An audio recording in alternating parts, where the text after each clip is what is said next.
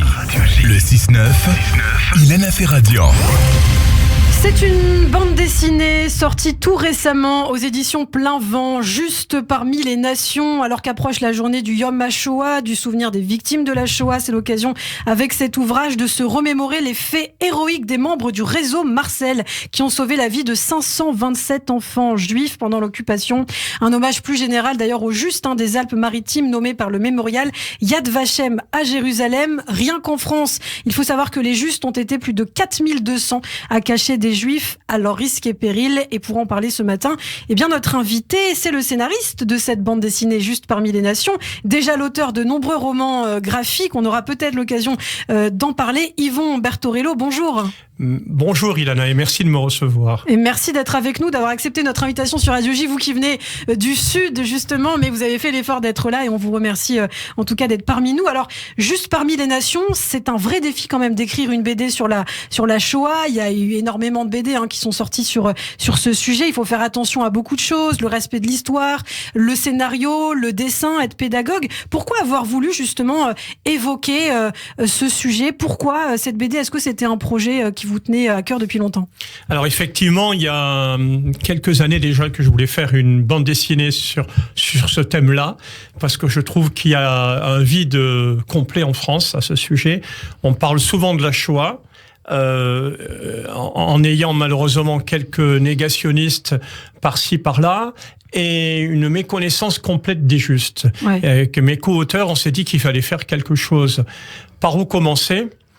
Dieu merci, il y en a pas eu autant qu'on aurait aimé de Justes, mais il y en a eu quand même quelques milliers en France, comme vous l'avez dit. Et on s'est dit que c'était judicieux de commencer par Nice. Il s'agit pas d'une bande dessinée sur les Justes dans les Alpes-Maritimes, mais c'est un projet ambitieux, national, francophone.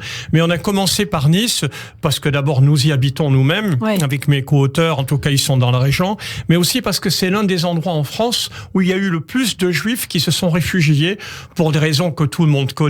À cause de la zone dite libre et ensuite cette zone occupée par les Italiens. Donc forcément, les Juifs qui se sentaient traqués partout en France par Vichy et par l'occupant en Asie se sont réfugiés à Nice.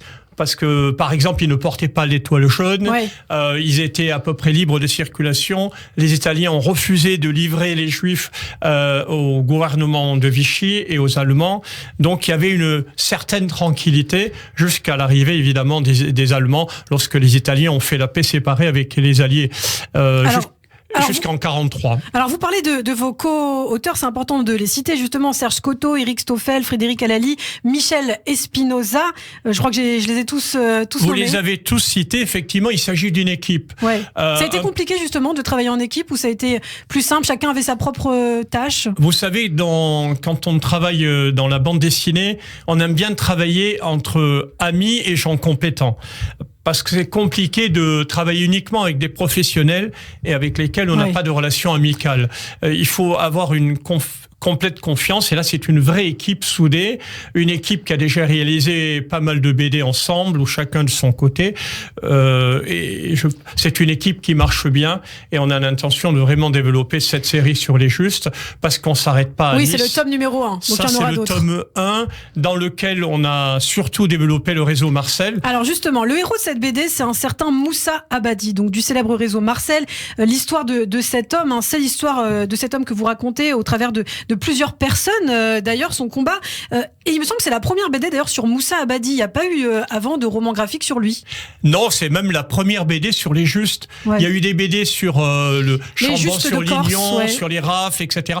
Sur les Justes, il n'y a pas de BD. C'est la première BD. Alors pourquoi Moussa Abadi? Pourquoi avoir choisi de raconter son combat en particulier et pas celui d'un autre? Parce qu'on trouve que le combat de Moussa Abadi, il est encore plus digne parmi les dignes, parce l'objectif c'était de cacher des enfants. Certes, il y a eu plein de Justes qui ont caché des Juifs adultes, mais là il s'agit d'enfants. Et c'est ce qui a touché d'ailleurs l'évêque de Nice quand Moussa est allé trouver Monseigneur Raymond, qui était pas réputé pour être qui était un petit peu vichiste au départ. Voilà, et il n'était pas réputé pour être pro-allemand aussi. Il était connu pour faire des tirades contre les Allemands.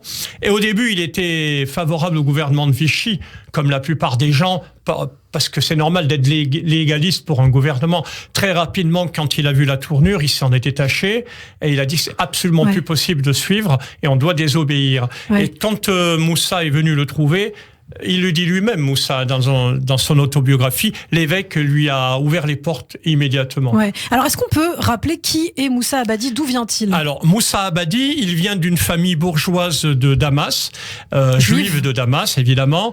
Et comme tout le monde le sait, à cette époque, la Syrie était protectorat français. Donc, c'était une famille brillante où il parlait français. On parlait français, plusieurs langues. Enfin, c'était des gens très cultivés de la bourgeoisie juive de Damas. Il est venu faire ses études à Paris et pour vous la faire simple, il a été coincé ici par la guerre, donc il s'est retrouvé à Nice et il a organisé son réseau avec le pseudonyme de Marcel. Ouais, c'est ça. Et puis, il faut pas oublier le rôle d'une femme, c'est la sienne, Odette, médecin de formation, qui a changé de nom pendant la guerre aussi. Alors, c'était pas encore sa femme. Ils se sont mariés après.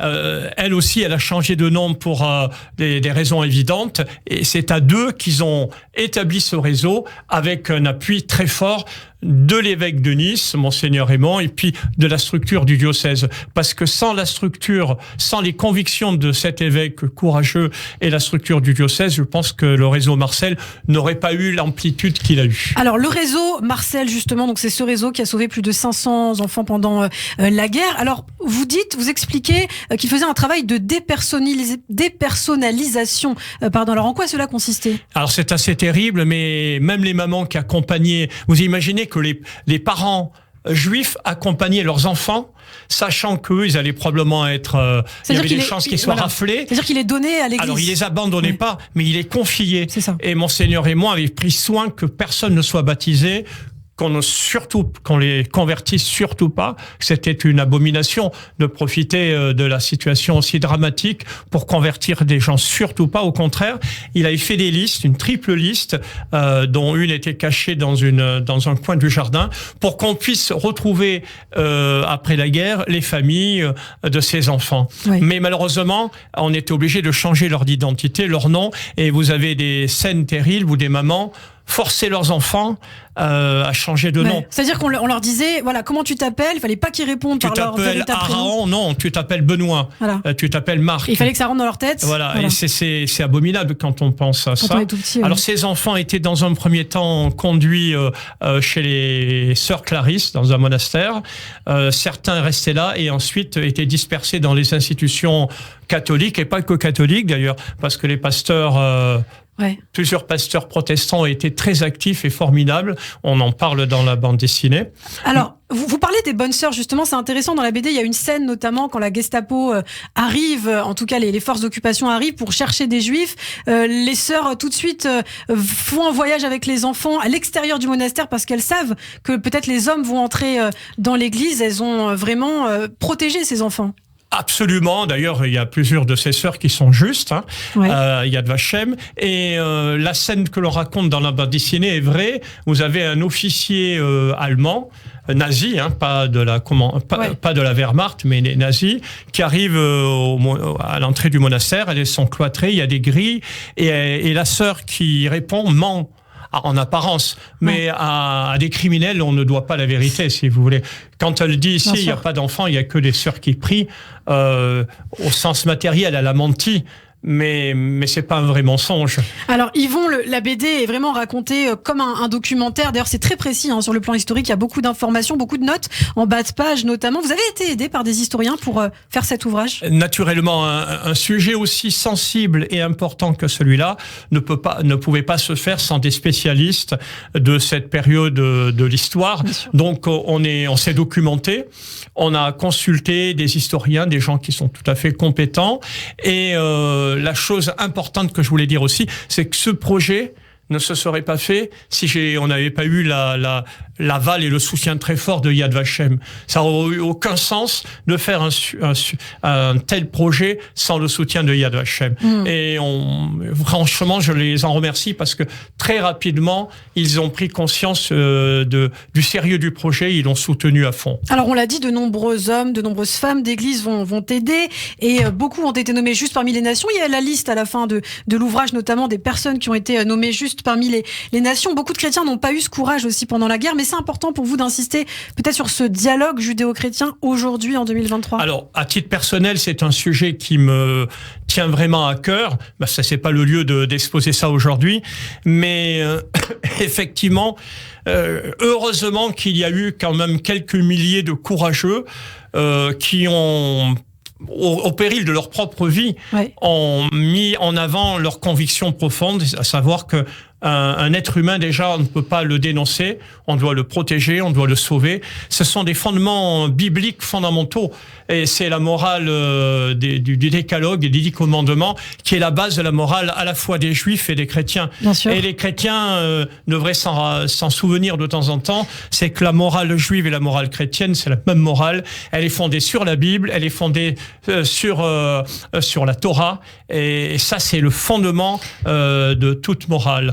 Et je pense que c'était tout naturel que des chrétiens, a fortiori des hommes d'église, le mettent en pratique. Eh bien, merci beaucoup Yvon Bertorello. On n'aura pas le temps de développer malheureusement, mais je sais que vous êtes aussi très au sujet du génocide des Arméniens. Vous connaissez beaucoup de choses. Vous avez été 17 fois en Arménie et on aura l'occasion d'en reparler parce que vous avez écrit aussi de nombreux romans graphiques sur le génocide des Arméniens. Mais ce sera peut-être pour une prochaine fois quand vous reviendrez à Paris. En tout cas, cette bande dessinée, Juste parmi les nations, tome 1, Les réseaux de la liberté, donc premier tome, et d'autres tomes vont suivre et on vous réinvitera à l'occasion. Merci infiniment. Merci Ilana. Et à très bientôt.